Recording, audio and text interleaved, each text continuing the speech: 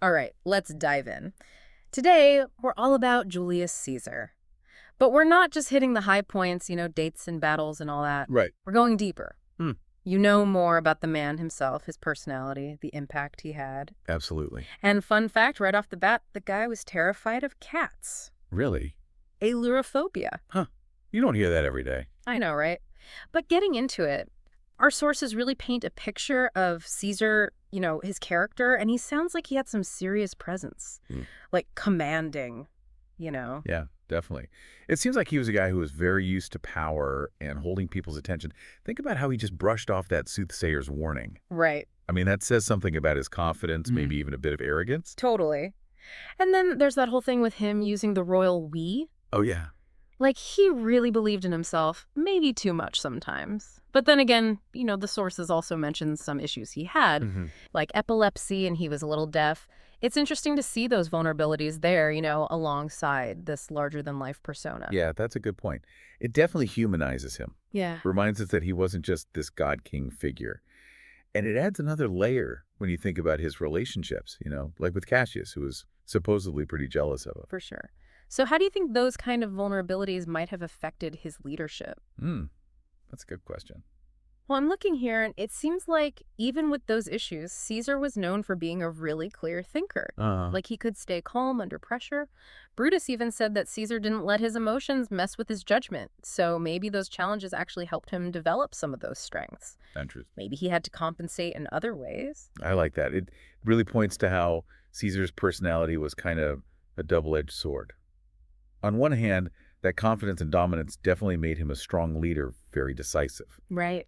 But those same qualities could have also alienated people pushed away potential allies, and maybe even fueled the anger that led to, well... His downfall, yeah. Yeah. So his strengths were also his weaknesses in a way. That's pretty profound. It is. And it makes his assassination even more tragic, Yeah.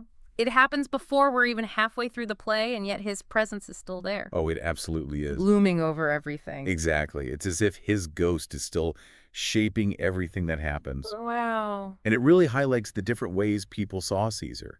Some saw him as a powerful leader or someone who got things done. Right. But others worried he was becoming a tyrant, someone who threatened the whole idea of the Roman Republic. It's interesting, even his assassins admitted he was capable. Yeah. Makes you wonder what really drove them. Well, about those assassins, the source brings up some pretty heavy accusations against Caesar. Right. Some people claimed he robbed a temple and that he manipulated his divorce for his own gain. So were these just isolated incidents blown out of proportion by his enemies? Or, was there something darker going on? Well, that's where things get tricky. We have to remember that a lot of what we know about Caesar comes from people who weren't exactly his biggest fans. Right. Or people who lived through the chaos after his death.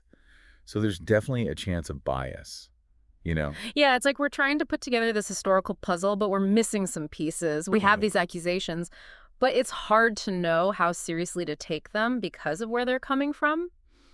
But even if they were true, do they really justify what happened?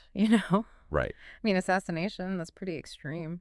It is a big question, isn't it? Right. I mean, were Caesar's flaws maybe exaggerated to make him look worse? Yeah. To make him seem like a tyrant so people would think killing him was okay? Our source actually suggests that Caesar was more conservative than a lot of the Roman nobles thought he would be. Yeah. They point to him refusing the crown as evidence. Hey, that's interesting. So maybe the people in power were more afraid of what Caesar could do than what he was actually doing? Possibly. Like they got rid of him before he got too powerful to control? It's definitely something to think about. And it shows how tricky things were in the Roman Republic. Yeah. Ambition was a good thing and a bad thing at the same time. Right. You needed ambitious leaders to expand the empire, achieve great things. Of course. But that same ambition could turn into a lust for power that threatened the whole system. So how do we reconcile those two sides of Caesar then? Right. The brilliant general who brought so much wealth and glory to Rome, and the ambitious politician who some people thought was becoming a dictator. Well, that's the thing about history. Yeah. It's rarely black and white. True. Caesar was a man of his time, and the Roman Republic was already starting to have problems. Okay. His rise to power wasn't just about his own ambition. I see. It also reflected the bigger political and social changes happening around him. So we have to see his actions within that context, even the ones that seem questionable to us now. Precisely. Yeah. We can't judge the past by today's standards. We have to try to understand Caesar on his own terms in the world he lived in. Okay. And that world was a world where power was always shifting. Alliances were fragile, and violence was often how people settled their differences. Yeah, that definitely makes things more complicated. It does. It's not just about Caesar the man, but about Caesar as a symbol of what was happening in Rome at that time. But let's go back to those accusations for a minute. Okay. The source mentions looting a temple and manipulating his divorce. Are there other sources that back up those claims? Well, that's where it gets a little fuzzy. There's definitely evidence that Caesar was willing to, bend the rules a bit Right. to get what he wanted. Uh-huh. He was a brilliant strategist both on the battlefield and in politics. Ah.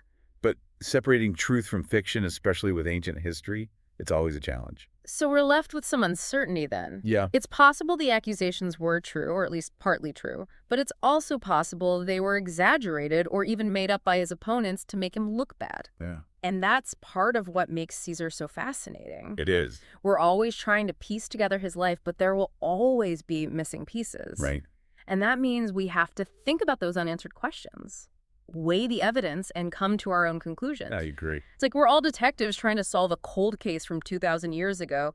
But even if we can't prove or disprove those accusations, for sure, it's still important to think about them. Absolutely. Because they show us how people saw Caesar at the time. Whether they were true or not, the fact that people believed them tells us a lot about the political climate back then. I think that's a really important point. Those accusations, true or not, they played a part in shaping how people thought about Caesar. So even if they were false, they still had real consequences. Yes, they added to the growing fear that Caesar was becoming too powerful, too ambitious. And ultimately a threat. Exactly. It reminds us that history isn't just about dates and facts. Right. It's also about how people interpret those facts and use them to justify their actions. It's about the stories we tell about the past and how they affect how we see the present. Well said. Speaking of stories, maybe it's time we talked about Caesar's military campaigns. Okay. His conquests weren't just about expanding Roman territory. They also played a big role in shaping how people saw him and solidifying his power. It's like they say, there's no such thing as bad publicity. His military victories made him incredibly famous and popular. They did. And that must have helped him a lot in the world of Roman politics. Absolutely. And those victories weren't just about brute force either. Caesar was a brilliant strategist. Okay. He used innovative tactics and clever diplomacy to overcome all kinds of obstacles. So let's take a closer look at those campaigns and see how Caesar, the military mastermind, achieved such incredible things. We'll be back after a quick. It's amazing to read about Caesar's military campaigns. It is. The source really highlights not just how much territory he conquered, but how innovative his tactics were. Like, it wasn't just about brute force with Caesar. He seemed to have a real talent for outsmarting his opponents.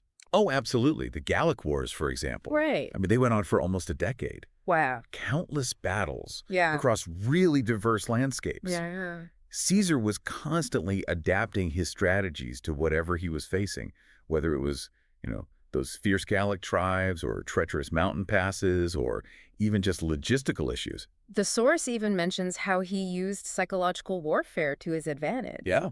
Spreading rumors and playing on the rivalries between different Gallic tribes to weaken them. Yep. It's like he was playing 4D chess while his opponents were still figuring out checkers.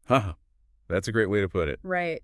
And it shows that Caesar really understood that warfare was about more than just physical strength. It was about using your mind, too, knowing how to exploit your enemy's weaknesses and leverage your own strengths. Yeah. And he was brilliant at propaganda, Oh, yeah. using his military victories to boost his image back in Rome. Which makes sense, because back in Rome, those victories weren't just about taking land. They were about increasing his political power, building up a loyal following. Exactly. Each victory made his reputation as a strong leader even stronger. And that's what made Caesar so powerful. He knew how to connect those military wins to his political goals, Right. something most people couldn't do. And don't forget the money. Oh, yeah, the economic impact. The resources and wealth that came back to Rome from Gaul were massive. It strengthened Caesar's position even more. So it's almost like he was building his own empire within the Republic, using his military wins to climb higher and higher. Do you think that was his plan all along? Or did it just kind of happen? That's tough to say for sure. But the sources do suggest that Caesar was great at taking advantage of opportunities. He was ambitious for sure, Yeah. but he was also practical. He knew how to adapt. Maybe he did have some grand plan, or maybe he was just reacting to what was happening and making the best of it.